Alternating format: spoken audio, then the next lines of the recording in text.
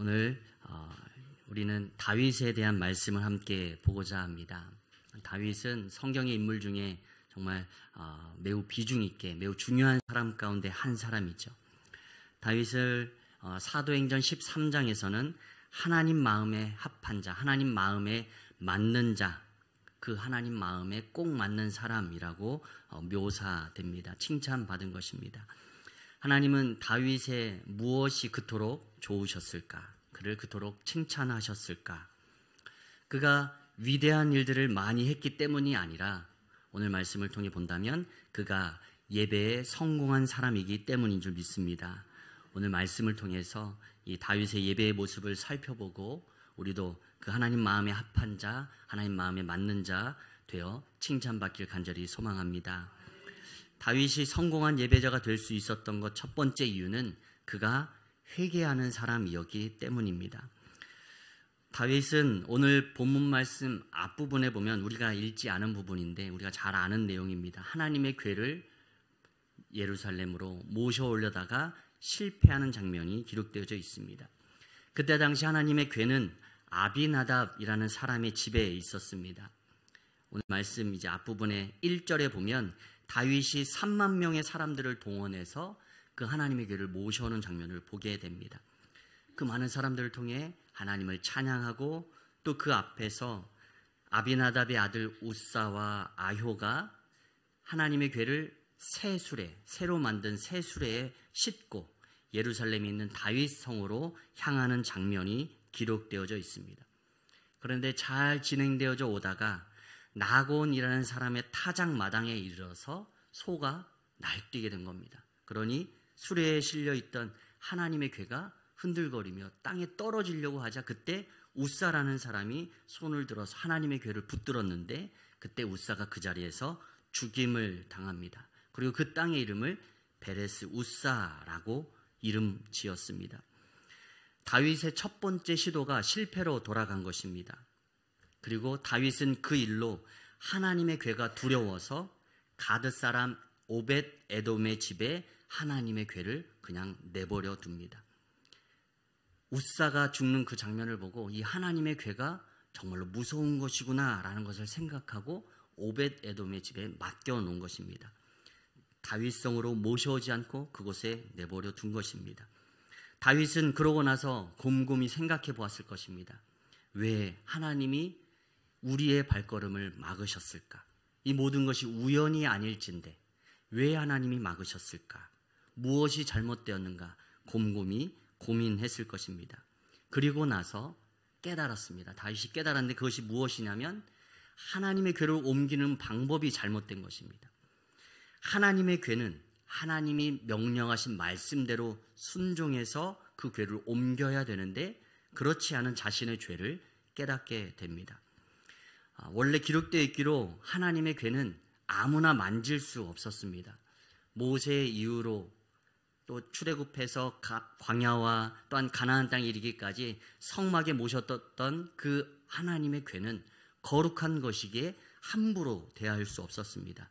오직 레위 지파 고라 사람들이 언약궤를 꿰어서 어깨에 메고 옮기는 것이 율법에 정한 방법이었습니다. 사람이 어깨에 메고 구별된 사람, 레위 사람 중에서 고라 자손이 어깨에 메고 옮겨야 되는데 수레에 옮겼으니 하나님이 정하신 방법으로 올바로 옮기지 않았던 것입니다. 그래서 하나님께서 책망하셨고 우사를 통해서 그들의 죄를 깨닫게 해 주신 것입니다. 그래서 자신의 죄를 뒤늦게 깨달은 다윗 왕은 이제 하나님의 율법대로 하나님의 궤를 옮기게 됩니다. 역대상 말씀에 보면 자세히 기록되어져 있는데 역대상 15장 13절에서 15절 말씀인데 우리 같이 한번 앞을 보면서 함께 읽겠습니다. 시작. 전에 너희가 매지 아니하였으므로 우리 하나님 여호와께서 우리를 찢으셨으니 이는 하니 이에 제사장들과 레위 사람들이 이스라엘 하나님 여호와의 궤를 메고 올라가려 하여 몸을 성결하게 하고 모세가 여호와의 말씀을 따라 명령한 대로 레위 자손이 채 하나님의 궤를 꿰어 매니라. 아멘. 율법에 기록된 대로 하나님이 명령하신 대로 하나님의 궤를 두 번째는 옮기기 시작한 것입니다. 자신의 죄를 깨닫고 자신의 죄를 회개하고 돌이켜 하나님이 기뻐하시는 방법으로 하나님의 궤를 옮겨오는 것입니다. 실패하지 않는 사람은 없습니다. 그러나 중요한 것은 그 실패 속에서 교훈을 찾느냐 찾지 못하느냐입니다. 다윗은 영적 실패 속에서 교훈을 얻습니다. 어떻게 행해야 할지를 깨닫게 됩니다. 그리고 그것을 통해서 하나님이 기뻐하시는 방법으로 궤를 옮기게 되는 결과를 얻게 되죠. 에디슨이라는 사람은 발명왕으로 우리가 잘 알고 있습니다. 에디슨은 이런 말을 했다고 합니다. 한 번의 실패는 실패하지 않는 방법 한 가지를 터득한 것이다. 하나의 물건을 발명하기 위해서 수없이 많은 시행착오, 다른 말로 표현하면 실패를 경험해야만 했습니다. 그러나 에디슨은 그 속에서도 결코 절망하지 않고 계속 시도했습니다. 그러면서 스스로에게 되뇌었던 것입니다. 내가 발견한 이 한 가지 실패 방법 알았으니 이젠 성공에 이르는 길이 더 가까워졌다. 2번 실패하고 3번 실패하고 5번 실패하고 100번 실패하고 100가지 안 되는 방법을 이제 알아냈으니 이제 성공이 눈앞에 와 있다. 그렇게 생각하고 에디슨은 끊임없이 발명의 자리에 임했고 그래서 수많은 발명품들을 만들어낼 수 있었습니다. 우리의 인생에 있어서 실패는 끊임없이 찾아옵니다. 그러나 그 실패 속에서 우리가 교훈을 찾는다면 실패하는 그것이 내가 어떻게 해야 실패하지 않는지를 아는 성공에 이르는 한 가지 방법을 터득했다라는 자세로 나아가게 될 때 우리는 더 나은 인생의 주인공이 될 줄 믿습니다. 하나님과의 관계에서도 마찬가지입니다. 우리가 하나님께 책망받은 일이 있다면 왜 그것이 하나님 보시기에 악하고 좋지 않았던가 돌아보며 생각하면 우리에게 유익이 있는 것입니다. 우리가 은혜의 자리에서 은혜를 받지 못했다면 왜 그랬는지 우리의 마음의 태도를 돌아보고 부족한 점을 보완하여 나간다면 우리는 분명 예배의 자리에서 하나님의 은혜를 경험하게 될 줄 믿습니다. 예배의 자리는 이처럼 하나님을 향하여 잘못된 것을 돌이켜 회개함으로 나아가는 자리인 줄 믿습니다. 다윗은 잘못된 실패의 길에서 돌이켜 회개함으로 하나님이 기뻐하시는 뜻을 향해서 나아감을 통해 하나님께 칭찬받는 예배자가 되었습니다. 우리의 삶의 자리에 무엇이 잘못되어 있습니까? 무엇이 실패했습니까?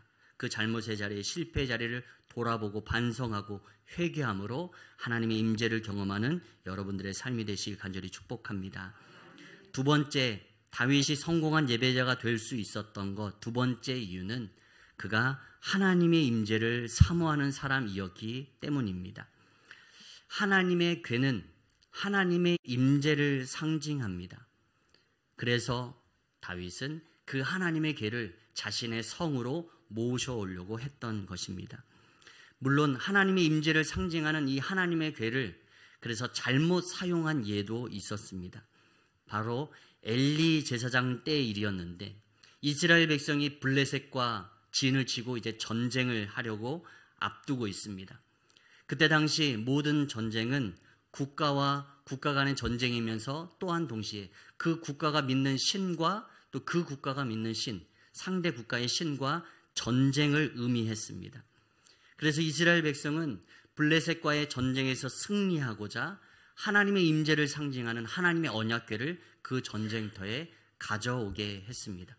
왜 가져왔습니까? 하나님의 임재가 언약궤 속에 있기 때문에 이 언약궤가 전쟁터 가운데 오게 되면 우리는 분명 승리할 것이다. 이 자신들의 승리를 위하여서 하나님을 어떻게 보면 이용한 것입니다. 하나님의 언약궤를 이용한 것입니다.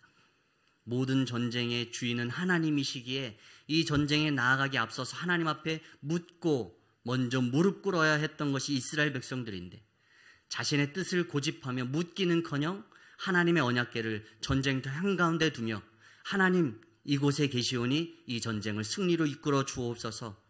그들의 욕심을 위하여서 하나님의 언약궤를 잘못 사용했던 것입니다.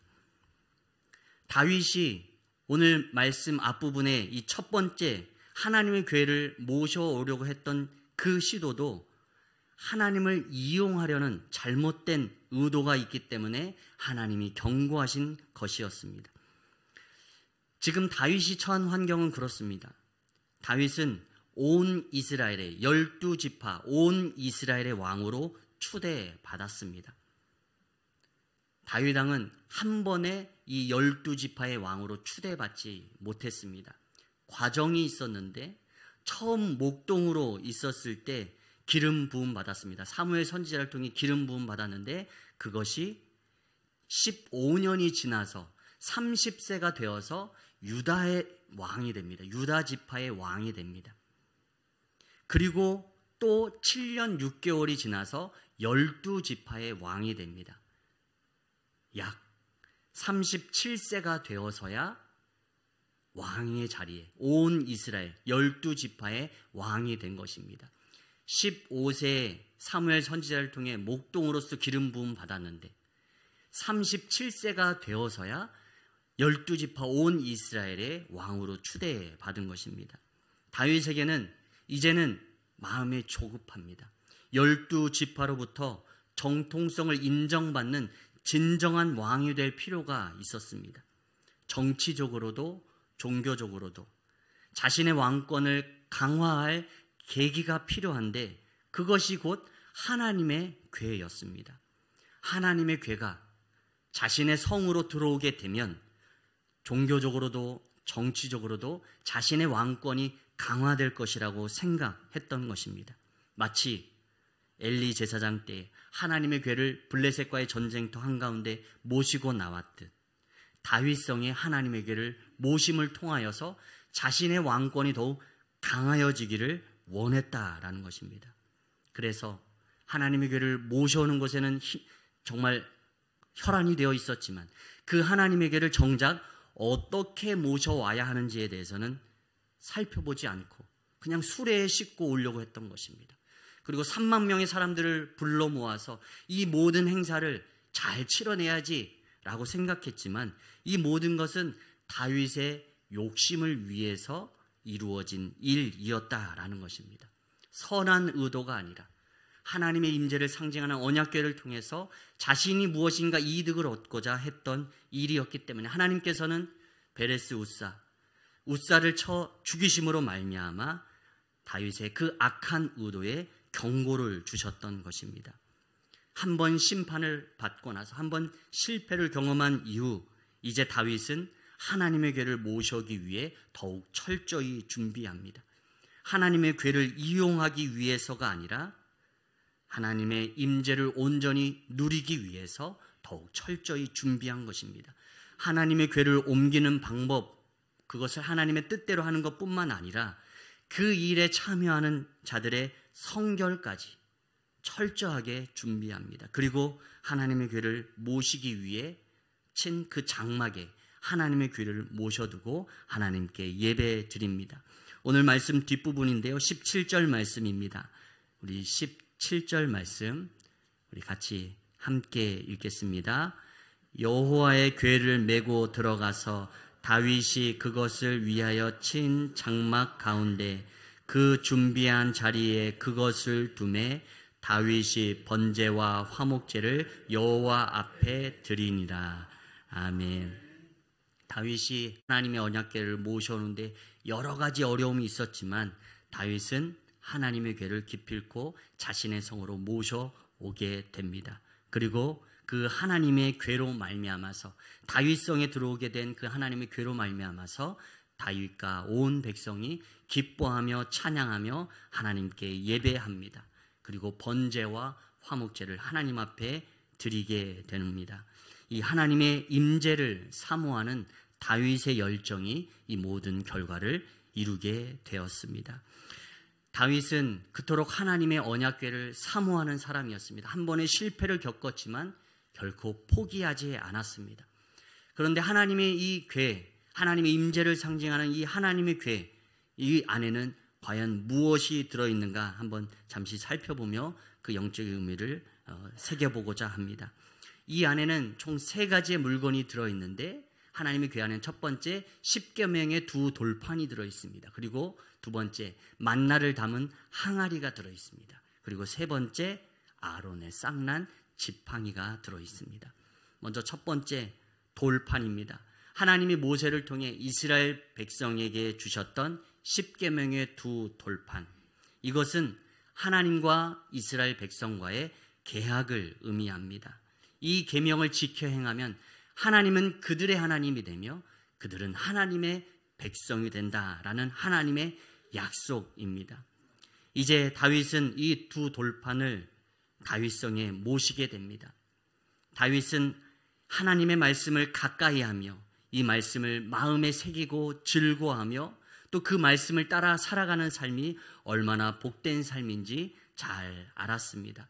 그래서 이 하나님의 궤 안에 담겨진 2 돌판을 떠올리며 늘 하나님의 말씀에 귀 기울이며 하나님의 말씀에 주님 그 말씀을 마음 가운데 깊이 새겼고 또한 온전히 순종했던 것입니다. 첫 번째 2 돌판의 의미는 하나님의 말씀입니다. 두 번째 만나가 담긴 항아리가 들어있었습니다. 만나는 잘 알다시피 광야를 지날 때 먹을 것이 없는 이스라엘 백성들에게 하나님이 내리신 신령한 음식이었습니다. 그들의 필요를 따라 매일같이 40년 동안 하루도 거르지 않고 하늘에서 만나를 내려 공급해 주셨습니다. 그래서 먹을 것 없는 그 땅에서도 이스라엘 백성은 40년의 광야 생활을 이겨낼 수 있었습니다. 만나가 담긴 항아리는 하나님의 인도와 도우심 그리고 그들의 부족함을 더하시는 하나님의 공급하심의 상징이었습니다. 그래서 다윗은 앞으로 이끌어나갈 이스라엘 민족을 하나님께서 인도해 주시고 도와주시고 부족한 것이 있으면 채워주실 것을 믿고 바랐던 마음으로 이 언약궤를 모셔왔고 만나가 담긴 그 항아리는 하나님의 그 공급하심을 상징했습니다. 그리고 세 번째 아론의 쌍난 지팡이가 들어있습니다. 이 지팡이는 하나님이 세우신 진정한 제사장이 아론임을 나타내는 상징이었습니다. 이스라엘 자손들이 어느 날 아론과 모세의 권위에 도전을 합니다. 너희들만이 하나님을 대변하는 사람들이냐? 하나님의 음성을 듣는 사람들이냐? 우리도 민족의 지파들의 우두머리들이다. 서로 각 지파의 두령들이 자신을 드러내려고 하자 하나님이 각 지파의 지도자들에게 지팡이를 다 하나씩 가져오라고 합니다. 그래서 12지팡이가 증거궤 안에 모이게 됩니다. 그 증거궤 앞에 12지팡이를 내려놓았습니다. 그리고 훗날 다시 가서 보니 12지팡이 중에서 아론의 지팡이에만 싹이 나고 꽃이 피어서 열매가 맺히는 기적을 베푸십니다. 무슨 의미입니까? 그 수많은 사람 중에서 내가 아론을 택하여 세웠다라는 하나님의 인정이셨습니다. 너희들이 보기에 달라 보일 것 없고 특별할 것 없어 보이는 그들이지만 그는 스스로 세운 것이 아니라 스스로 세워진 것이 아니라 내가 세운 것이다. 아론의 리더십을 하나님이 인정해 주신 사건이었습니다. 마찬가지로 다윗은 이 12지파들의 온 이스라엘의 왕으로 세움받은 이 순간에 이 아론의 쌍난 지팡이와 같이 하나님의 인정하심을 받길 원했습니다. 하나님께서 자신의 리더십을 인정해 주시고 자신을 하나님의 뜻대로 사용해 주시기를 다윗은 바랬습니다. 그래서 다윗은 이 하나님의 궤를 그토록 사모하며 자신의 성에 모시려고 했던 것입니다. 다윗성에 이 하나님의 궤를 모신다는 건 그러한 영적인 의미가 있습니다.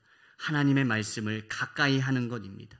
또한 하나님께서 나의 모든 필요를 채워주신다는 믿음의 고백이 담겨져 있습니다. 또한 하나님께서 아론의 쌍난 지팡이를 통해서 아론이 하나님의 택함받은 지도자임을 보여주셨듯이 동일하게 자신을 인정해 주시고 사용해 주시길 바랐습니다. 그렇게 다윗은 하나님의 임재를 사모했고 하나님의 언약궤를 사모했습니다. 오늘도 우리의 삶에 이러한 다윗의 그 하나님의 임재를 사모하는 열정이 우리 가운데 임하기를 간절히 소망합니다.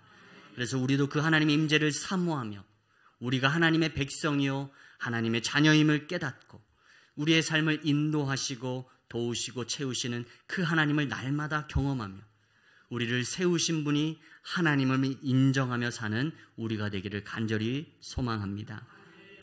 세 번째, 다윗이 성공한 예배자가 될 수 있었던 세 번째 이유는 그가 코람데오의 정신으로 하나님만을 바라보았기 때문입니다. 오늘 14절 말씀입니다. 우리 14절 말씀 우리 같이 함께 읽겠습니다. 다윗이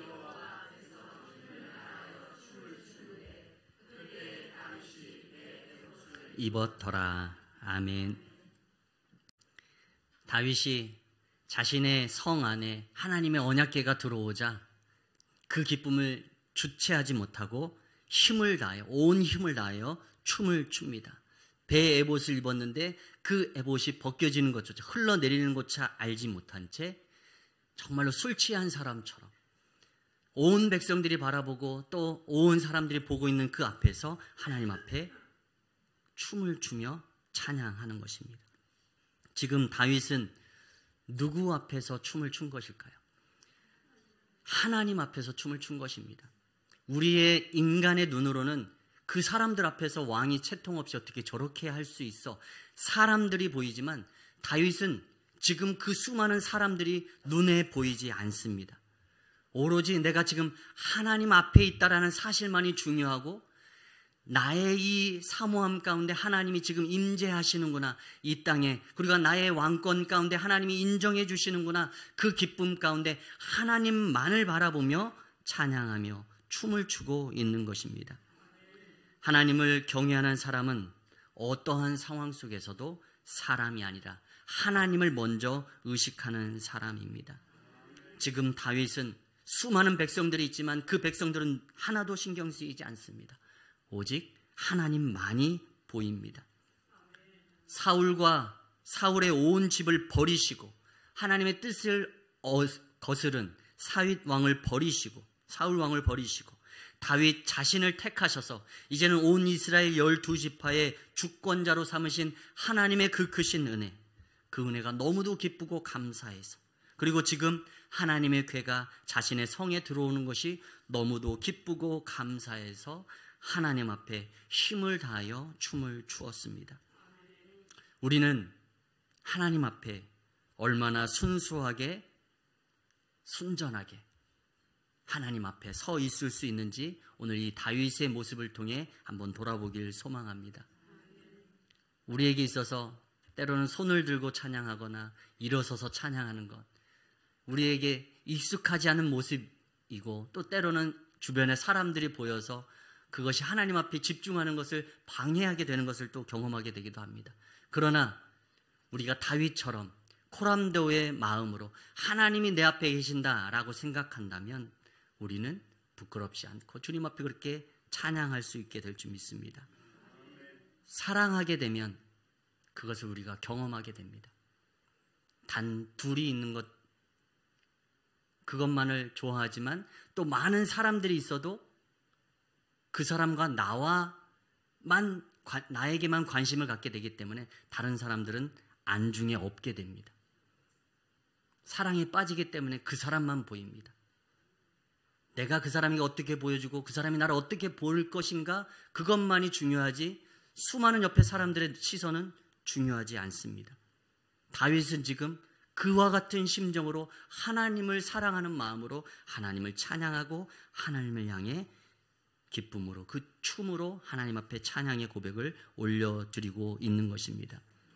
그것이 사람 보기에는 좋지 않아 보일지라도 중요한 것은 하나님의 시선, 하나님의 판단이라는 것입니다. 그리고 하나님은 순전한 그 다윗의 예배와 찬양을 너무도 기뻐하셨습니다. 우리도 주님 앞에 그러한 순전한 예배자가 되길 간절히 소망합니다.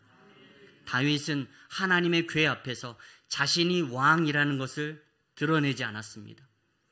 자신이 왕이라고 생각한다면 어떻게 그 백성 앞에서 왕이 채통 없이 바지가 흘러내리는 줄도 모른 채 하나님 앞에 춤추면서 찬양했겠습니까? 다윗은 왕의 신분으로 하나님 앞에 나아가지 않았습니다. 다윗은 그저 하나님의 언약궤 앞에 그냥 한 사람, 그냥 한 영혼일 뿐인 것입니다. 다윗이 이렇게 찬양한 모습을 보고 다윗의 아내인 미갈이 다윗 왕을 향해서 비난합니다. 어떻게 왕이 그렇게 경거망동하게 행할 수 있느냐? 부끄러워서 눈을 뜰 수 없다. 우리말로 표현해서 그렇게 표현했을 것입니다. 그렇게 비난하자 다윗은 21절, 22절에서 그렇게 고백합니다. 나는 지금 여호와 앞에서 뛰논 것이다. 내가 이보다 더 낮아져서 스스로 천하게 보일지라도 나는 하나님 앞에서 뛰놀리라. 미갈은 많은 백성들이 보였지만 다윗의 눈에는 하나님만이 보인 것입니다. 나는 지금 왕이라는 게 중요한 것이 아니라 하나님의 언약궤 앞에서 한 사람의 성도로서, 한 사람의 그리스도인으로서 하나님이 나의 집에 오시는 것이 너무도 기뻐 뛰놓은 것이다. 1000번이라도 나는 그렇게 하나님 앞에 다시금 찬양할 것이다. 그 고백을 미갈 앞에 하고 있는 것입니다. 사무엘상 16장 7절은 이렇게 말씀합니다. 사람은 외모를 보거니와 여호와는 중심을 보느니라. 아멘.